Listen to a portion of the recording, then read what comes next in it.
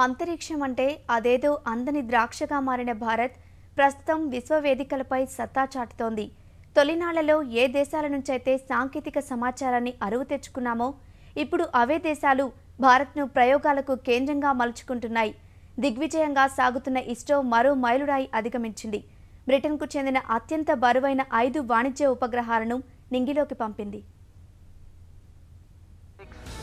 5, 4, 3, 2, 1, 0, +1, +2, +3, lift off normal, +5, +6, +7, +8, +9, 10 seconds. వినీలాకాశంలో భారత పతాకాన్ని రెపరెపలాడిస్తున్న ఇస్రో మరో అరుదైన రికార్డు సృష్టించింది. చంద్రయాన్, మంగళయాన్ ప్రయోగాలతో సత్తా చాటిన భారత అంతరిక్ష పరిశోధనా సంస్థ వాణిజ్యపరంగా మరో మైలురాయి అధిగమించింది. తక్కువ ఖర్చుతో ఉపగ్రహాల ప్రయోగాలు పూర్తి చేస్తున్న ఖ్యాతి గడించిన ఇస్రో ఒకేసారి 5 వాణిజ్య ఉపగ్రహాలను శ్రీహరికోట వేదికగా నింగిలోకి పంపింది.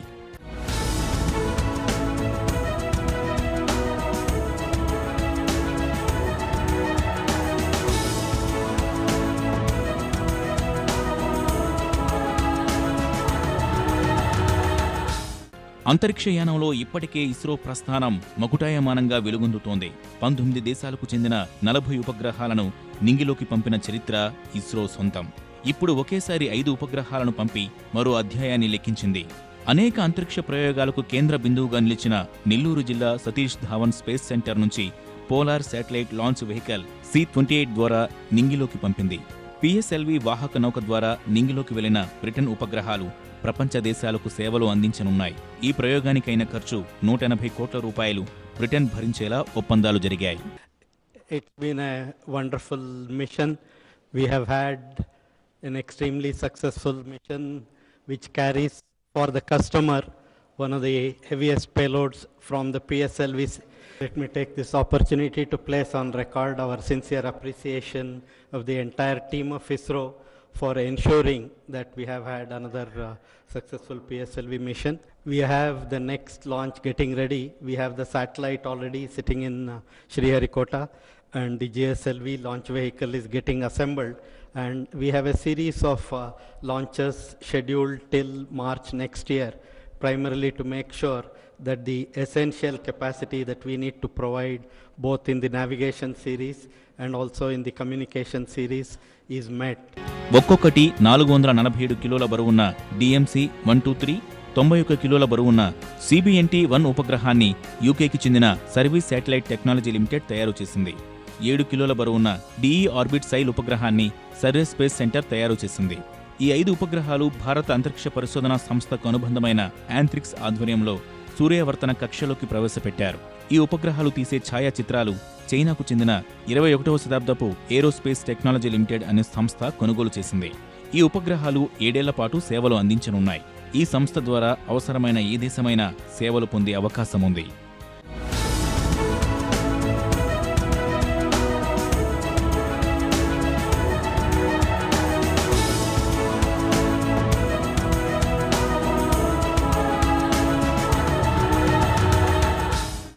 ఇస్రో ప్రస్తుత ప్రయోగం అనేక ప్రత్యేకతలకు వేదికగా నిలుస్తోంది. గతంలో తక్కువ బరువు కలిగిన 10 నానో ఉపగ్రహాలను ఇస్రో నింగిలోకి పంపింది. తాజాగా 1440 కిలోల బరువున్న 5 ఉపగ్రహాలను ఒకేసారి నింగిలోకి ప్రవేశపెట్టింది. పూర్తిగా వాణిజ్యపరమైన ప్రయోగం కావడం వల్ల ప్రపంచ దేశాల్లో ఇస్రో ఉనికి చాటుకునేందుకు ఎంతగానో దోహదపడుతుంది. ఇస్రో దాని వాణిజ్య విభాగమైన యాంత్రిక్స్ కార్పొరేషన్ ఇంతటి భారీ వాణిజ్య ప్రయోగాన్ని ఎప్పుడూ చేపట్టలేదు. ఇందుకోసం శక్తివంతమైన PSLV XL తరగతి రాకెట్ను ఉపయోగించారు. 5 ఉపగ్రహాల్లో 3 DMC, 3 ఆప్టికల్ భూపరిశీలన శాటిలైట్లు ఉన్నాయి. ఈ ఉపగ్రహాలు భూమిలో దాగి ఉన్న వనరుల్ని కనుక్కునేందుకు, భూమిపై ఉన్న వాతావరణ పరిస్థితుల అధ్యయనం చేసేందుకు, పట్టణాభివృద్ధి పరిరక్షణ వంటి అనేక అంశాల పరిశోధనలకు దోహదపడతాయి.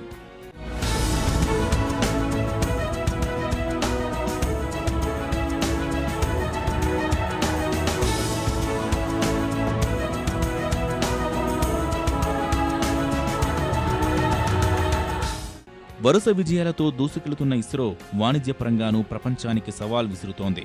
PSLV అనుసంధానంతో విదేశీ ఉపగ్రహాలను ప్రయోగించడం ద్వారా విదేశీ మారకద్రవ్యం ఆర్జించడంలో ఇస్రో సఫలమవుతోంది. వాణిజ్య కార్యకలాపాల కోసం యాంత్రిక్స్ కార్పొరేషన్ను ఏర్పాటు చేసుకున్న ఇస్రో చౌక ధరలకు సేవలందిస్తూ ఉపగ్రహాలను నింగిలోకి మోసుకెళ్లడంలో భారత ఖ్యాతిని పెంచుతోంది. ప్రస్తుతం ఇస్రో చేపట్టే ఒక్కో ప్రాజెక్టు కాసులు కురిపించే బంగారు బాతుగా మారింది.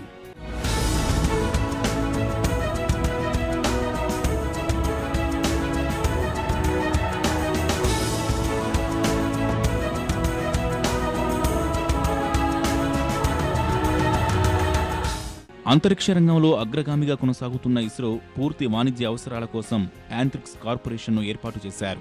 1992 సెప్టెంబర్లో ప్రభుత్వ రంగ సంస్థగా మారిన యాంత్రిక్స్ ఇస్రో మార్కెటింగ్, ప్రమోషన్, అంతరిక్ష ఉత్పత్తులతో పాటు ఇస్రో అభివృద్ధి చేసిన సాంకేతికతను బదిలీ కార్యక్రమాలు చూస్తుంది.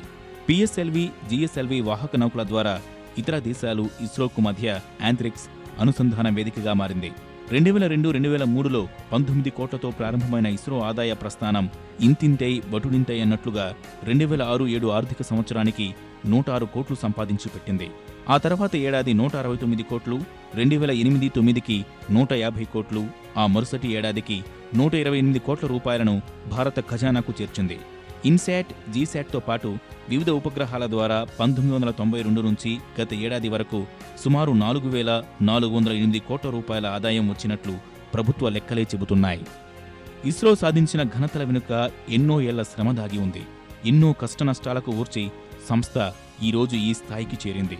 విమర్శలకు వెరవకుండా, నిధులలేమి పట్టించుకోకుండా ఇతర దేశాల రోదసీ పరిశోధనా సంస్థల్లో ప్రముఖ స్థానాన్ని ఆక్రమించింది. అంతరిక్ష రంగంలో కీర్తి కిరీటంగా నిలిచింది.